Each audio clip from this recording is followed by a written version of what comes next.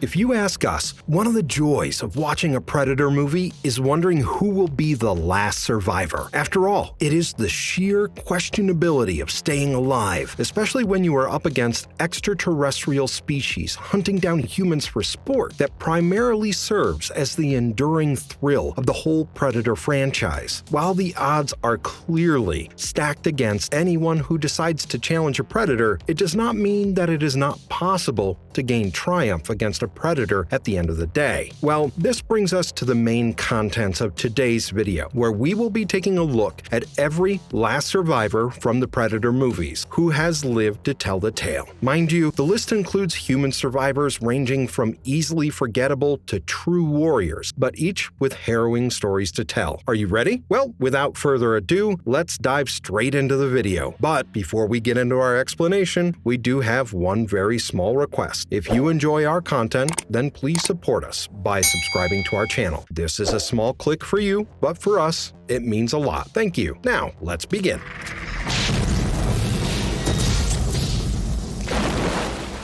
Dutch Predator, 1987. Of course, we had to begin with Major Alan Dutch Schaefer, the no-nonsense leader of an elite mercenary unit, and there should not be any doubts about it. While technically speaking, Dutch is for hire at the right price, his military unit is seen operating rescue missions, primarily bringing back either hostages or captives and exterminating those that stand as a hurdle in their path. With one of the rescue missions bringing him and his team to the dense jungles of Guatemala, they are eventually confronted by the much larger, better equipped and highly armed 7 foot 8 inches tall, hellacious intergalactic hunter. As Dutch's team members get stalked and killed one after the other, Dutch is unable to protect them from the jungle hunter and genuinely finds himself at a disadvantage against the Predator, who is more than often seen resorting to its cloaking device and thereby instilling fear into its prey. Well, it is fitting that Dutch takes quite the beating from the intimidating Predator before finally defeating his foreboding enemy. From rendering himself invisible by smearing cold, wet mud all over his body to arming himself with makeshift spears, bows, and arrows, Dutch utilizes his full strength, wits, and ingenuity to have the Predator engage with him in hand-to-hand battle, or, in other words, a fair duel. But still, Dutch was no match for the Predator, and he ended up taking a savage beating from the creature while simultaneously drawing the latter into a booby trap that he had particularly set for it. With the jungle hunter going around the trap, Dutch triggers the trap's counterweight and makes it fall directly on the Predator, crushing it. The dying Predator still did not give up. It activated its self-destruct device as a last-ditch effort to kill Dutch, but before the wrist gauntlet detonated, Dutch was able to run away at a safe distance and not be fatally affected by the effects of the massive explosion.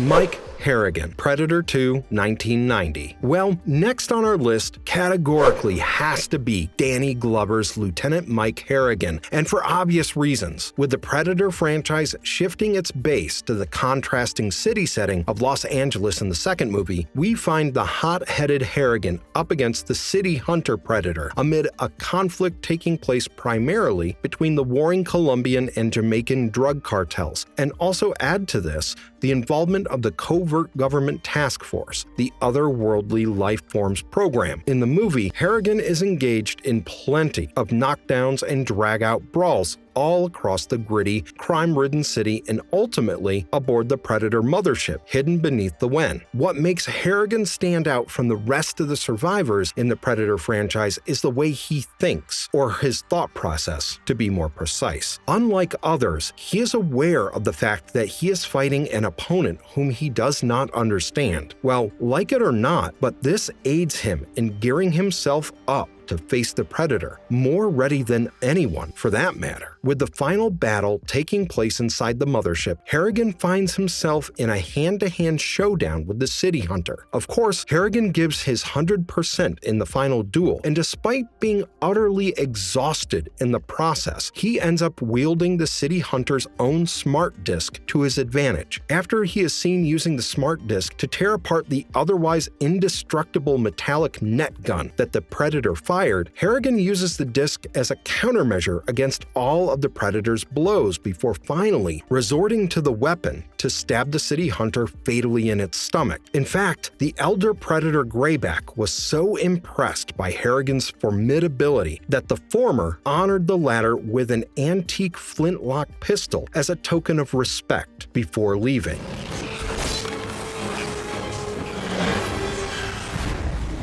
Lex Woods, Alien vs. Predator, 2004. The third movie of the Predator franchise follows a team of experts assembled by the wealthy industrialist Charles Wayland for an expedition to the remote Buvatoya Island, situated 1,600 kilometers off the coast of Antarctica. Well, if you only wish to give credit to the setting as an exciting feature of the film, wait till we tell you that this is also the movie which finally has the Predators clashing with the Xenomorphs.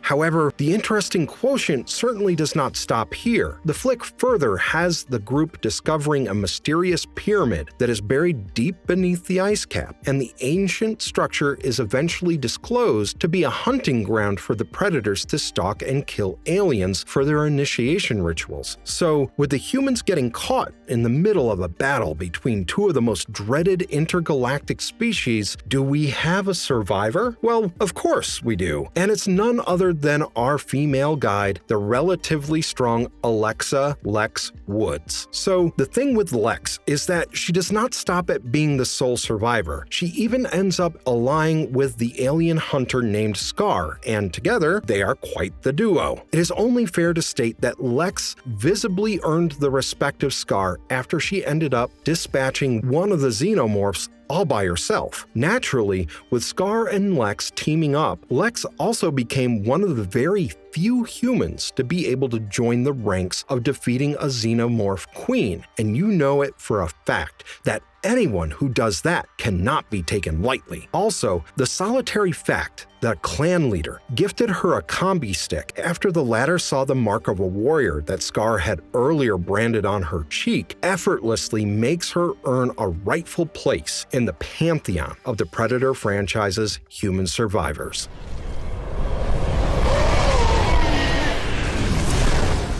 AVPR's Survivors, Alien vs. Predator Requiem 2007. Truth be told, it was the financial success of Alien vs. Predator that led to Requiem, a film that went to extreme lengths to deliver on the gore quotient. Don't believe us? Well, you will when we tell you that the movie actually wraps up with an F-22 Raptor dropping a tactical nuclear weapon and wiping out the whole city. So the film picks up right after the events of Alien vs. Predator with a chestburster coming out of Scar, maturing into a Predalien and wreaking havoc after the Predator spacecraft crash lands in the forest right outside Gunnison in Colorado. With the inhabitants of Gunnison literally struggling to survive, the military is seen intervening to take matters into their own hands. The survivors of the movie include ex-convict Dallas Howard, who could not have a better time to return home after serving his sentence in prison. Dallas's younger brother Ricky, Kelly O'Brien, a soldier of the U.S. Army, and Kelly's daughter Molly. It would not be entirely wrong to admit that the final survivors of this flick here happen to be the least engaging survivors of the whole series, adding very little to the franchise in general. With that being said, Requiem is an otherwise interesting watch, given the relentless high-on action sequences taking place between Wolf and the Predalien.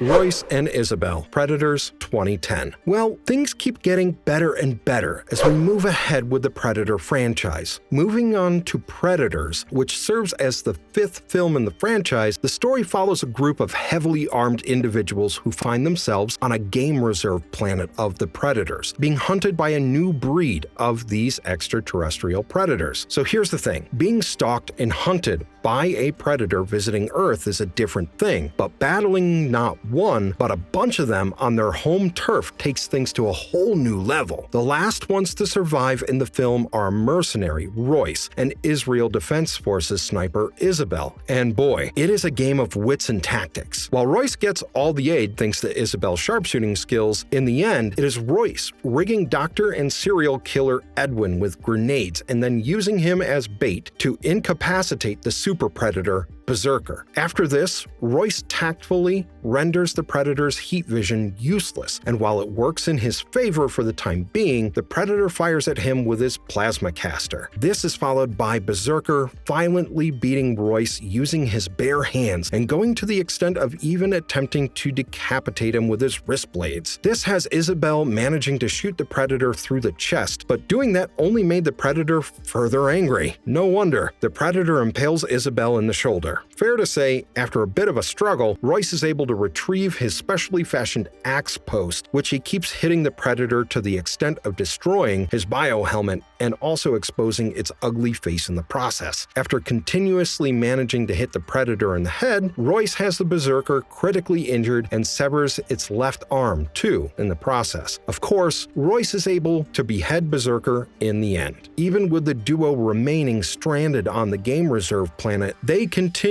to remain two of the strongest warrior-cum-survivors in the franchise.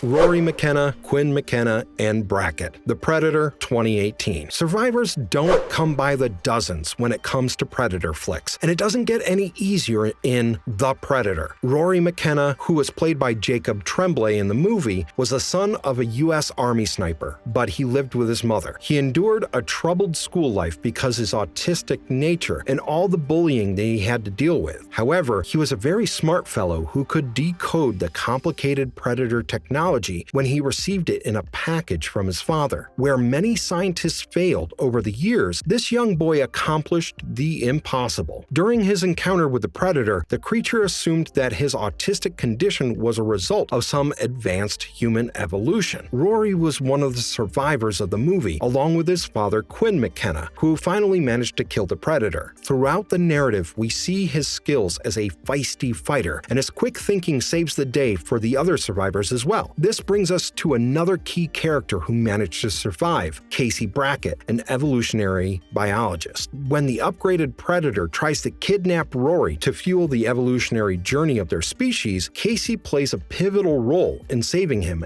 and she teams up with Quinn to get the Predator killed.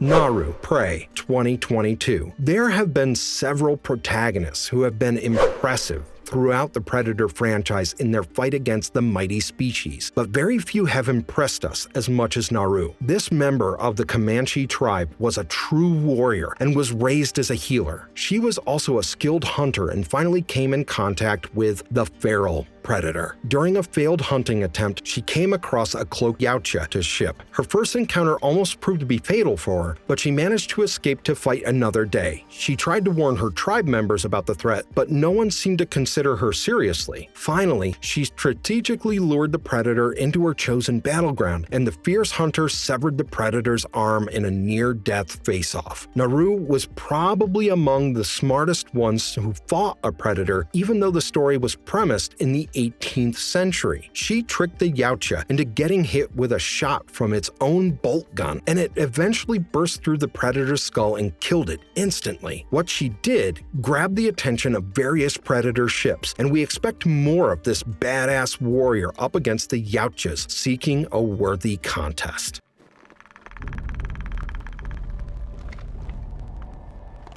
Marvelous verdict. Well, with this, we finally come to the end of our video here. So, what are your thoughts about all of the intriguing characters who have managed to escape death in a duel against the mighty Predators? The franchise has continued to entertain us for decades, and surely there will be many more gritty and intense contests to keep the saga rolling. Now, if you enjoyed this video, you know what to do. Please do leave a thumbs up and stay tuned with us as we promise to come back with more exciting content. Till then, goodbye, and thanks for watching. Have a nice one.